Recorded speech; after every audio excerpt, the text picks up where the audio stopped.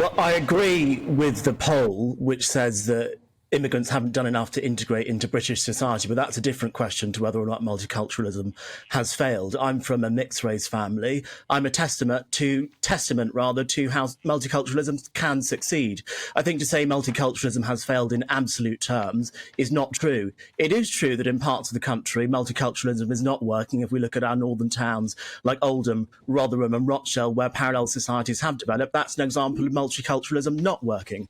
But if we look at parts of London, I think we can say, yes, absolutely, multiculturalism has worked. But on the question of integration, I absolutely accept the findings of the poll, which I do agree with, which is that there are some immigrant groups, unfortunately, which are not doing enough to integrate into British society. And unfortunately, I think part of that is to do with the fact that there is no UK-wide policy on integration. There's no nationwide policy on integration in this country, and it doesn't just happen out of the ether. It requires government focus. OK, Joanna, do we require government intervention to make multiculturalism work better?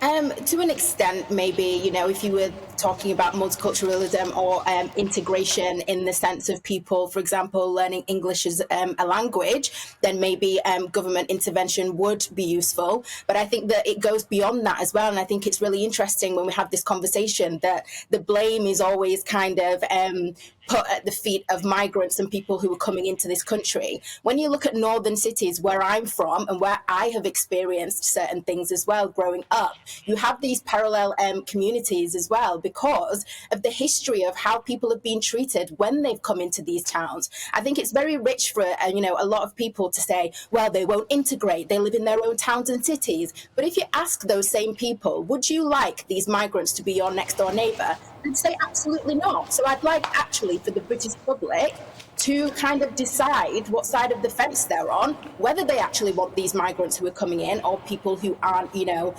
British in ethnicity to necessarily be in their towns and villages, or, would they prefer for them to kind of live somewhere else with their families? Because that's what's happening. And I think it's actually been because of the history of people not being safe, which I completely, would say has definitely improved in this country. We've got to look at how the country has been shaped over the last 30 to 40 years in terms of, hate crimes and things like that have been racially aggravated.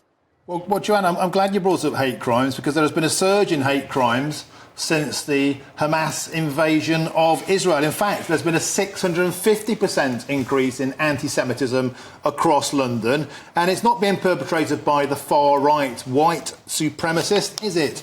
It's being perpetrated mainly by the Muslim community, and the Jewish community feel very unsafe. Albie, can I put it to you that events of the last 2.5 weeks have absolutely proved that multiculturalism isn't working in Britain?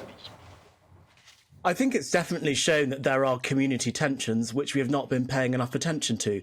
But I just want to come back to Joanna's point that people in Britain, white British people, aren't happy to live next to immigrants or people from ethnic minority backgrounds. If we actually look at the polling, the evidence out there says that the vast majority of British people are perfectly happy to live next door to a black family or an Asian family or a Muslim family. The issue which they have is when these families, these communities, make no effort to integrate into the community. I take the point that it is a two-way street, but that means we've got to be talking about the immigrants who are coming here who are not integrating, as well as the lack of action on the government to help people integrate rather more broadly. I think what I'm thinking about as I'm listening to you talk here, and the idea that immigrants need to assimilate and integrate into the community. Every culture that comes to live here, every nationality, let's say, or religion that comes to live here, they have their own culture and they bring that culture. And so we inevitably get a sort of ghettoisation around the building of a new mosque, perhaps. And in some ways, as we all know, we benefit in some ways, of course we do, from multiculturalism. We have some of the best food in the world in this country because we have a Chinese restaurant every corner and an Indian restaurant in every corner. The problem seems to be this ghettoisation. And it's interesting when you're saying about, well, maybe that's the fault of British-born, indigenous people, whatever you the words you want to describe, not allowing people into their area. Well, the cultures often which are brought here are so clearly defined and so strong that there isn't that melding of beliefs or values or socialising or children. And I don't know how we start to break that down. Joanna, how do we start to do that? Well, can I just say that in terms of present day Britain, I definitely don't think that it's as bad as what it used to be. So I want to kind of make that clear. And I think that what we're seeing now in terms of the towns and cities and people who have, stayed in their own corners has been as a result of things that have happened in the future. But I think it totally depends on what we actually mean by integration. So, if a British person would be happy with somebody, who lives next door to them, as long as they integrate, what does that actually mean? Does that mean that you don't want to kind of, be able to, if you come into your house, you can't kind of smell their own kind of cultural food being cooked in their house? Is it that you have to be able to only smell roast dinners being cooked? So I think that we need to be really clear with that. And the vast majority of people, I think that when you ask them the question on the surface, they would, as kind and probably welcoming people would say, yes, I'd be absolutely fine to have somebody from another country live next door to me. But the reality is we need to be real about what makes people uncomfortable. And it is things like that.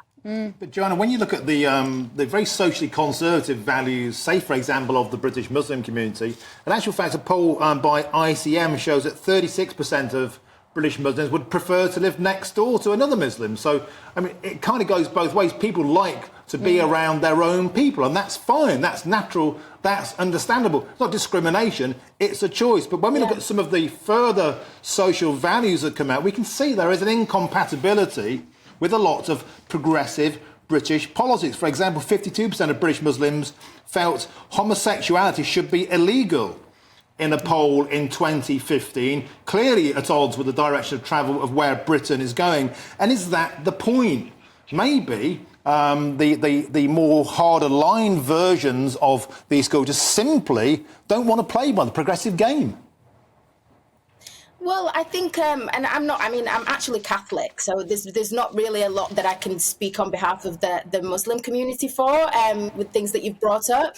But, I think in terms of opinions, a lot of us have our own kind of controversial opinions. I think it matters whether those people actually act on it in terms of, having certain opinions about homosexuality, etc. People can have conservative things and, they kind of have the view that in my house, these are the rules, these are the things that I kind of agree with or disagree with because of my religion.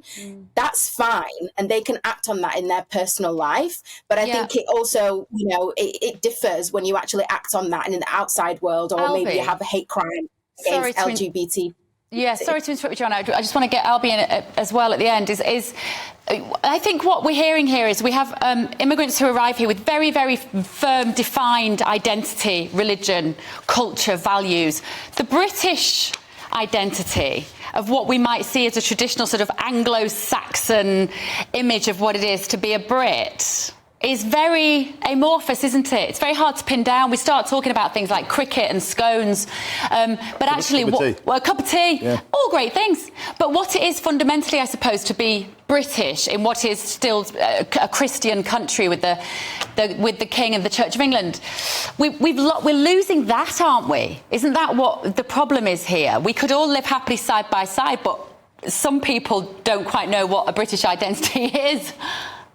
No, I don't think we're losing it. We just don't talk about it enough, Bev, and we need to talk about it more. It's about democracy, it's about the rule of law, it's about freedom of speech, it's about freedom of association, it is about buying into those values.